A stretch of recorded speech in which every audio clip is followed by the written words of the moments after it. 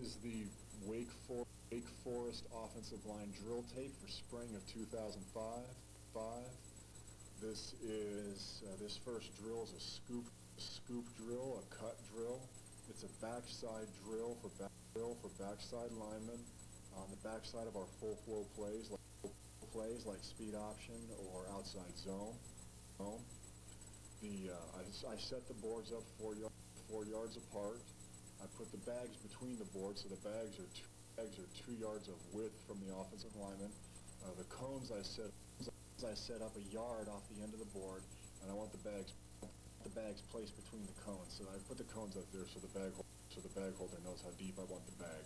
So the bag should be 2 yards of width away from the offensive lineman, and a yard down the field from the offensive lineman.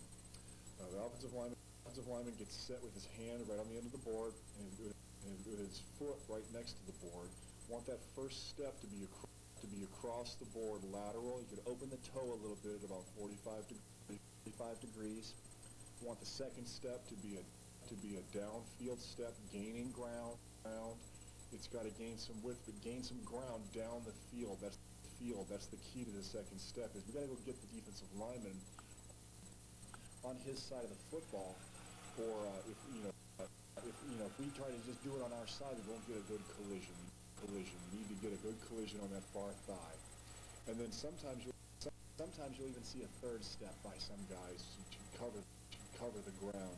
I feel like 2 yards and 2 by 1 away from the offensive lineman makes him take a good run at the bag, and it encourages him to get 2 or 3 steps down.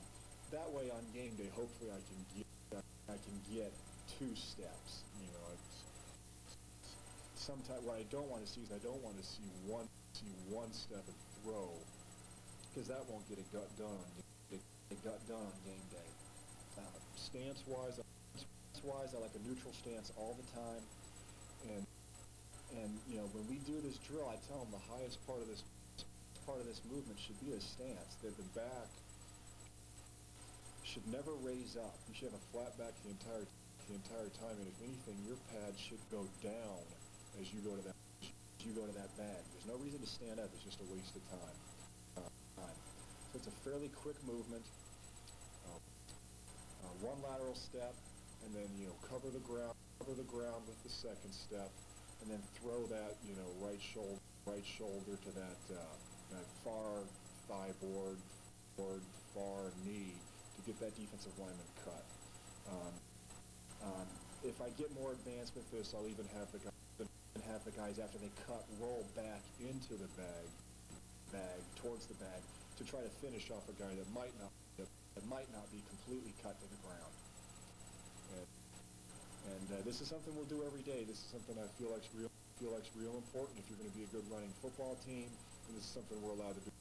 We're allowed to do at the college level. Okay, I'm going to move on to the next drill now.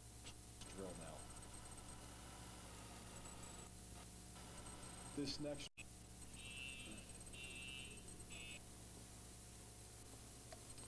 In my 2-puller drill, everybody plays both spots. First they come in, they play the first pull where 75 is right now, and that's my kick pull there, my trap pull.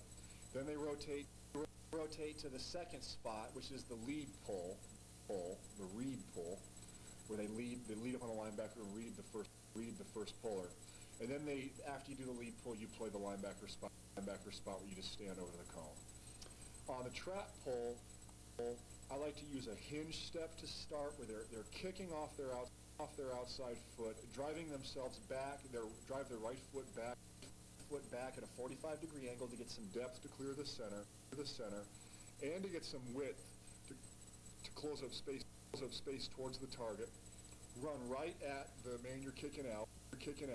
Run him as fast as possible. Force him to a decision. If he runs up the field, then kick him out with your right shoulder, run him into the backfield and kick him for width. If he plays to your inside shoulder, then log him into the line of scrimmage, use that left shoulder, try to drive him down the field so that the other man can get around you. For my lead pull guy, I call it a lead pull and a read pull.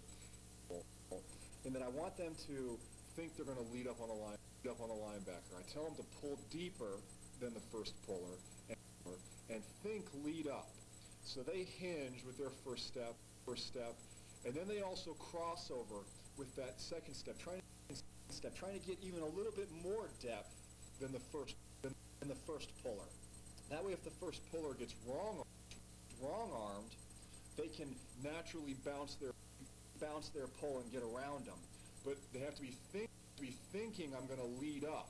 So I'm showing right now on the tape the crossover step, and then trying to get some added depth. And think lead up though. Find those yellow bags. When you come to the end of those yellow bags, if there's some space there, you got to be thinking lead up and lead up into that space. You got to keep track of those yellow bags. Pull deeper and think lead up. Now as you pull deeper, if the first man gets wrong-armed, then you'll naturally be on a deeper plane, and it'll be easier for you to bounce your pull and then get those eyes back inside for the linebacker. I'm simulating a 9 technique or an outside player that's on line of scrimmage pre-snap, outside the tight end, forcing them to a very, very fast decision. Is it kick or is it log? And forcing the read guy.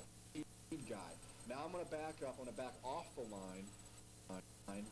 The tight end is down blocked on a 7 technique, and there's a softer outside linebacker that we're going to kick now.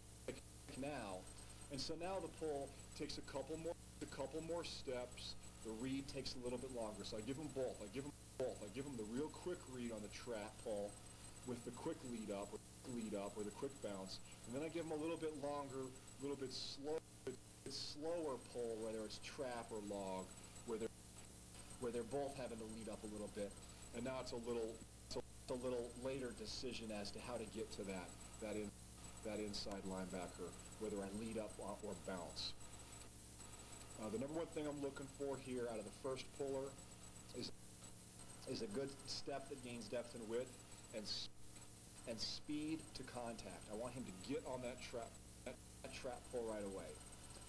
The number one thing for the second puller I want to see is I want to see a small split. I want to see a good split, so you're not too close to that guy's back. I want to see the hinge and the crossover. I want to see the added depth, the second puller on the second plane, and then I want to see him with the mental process of thinking lead up, body language thinking lead up, and then reacting to the bounce look and bouncing his pull. We work this drill. We work both directions, and I have my guys do both spots.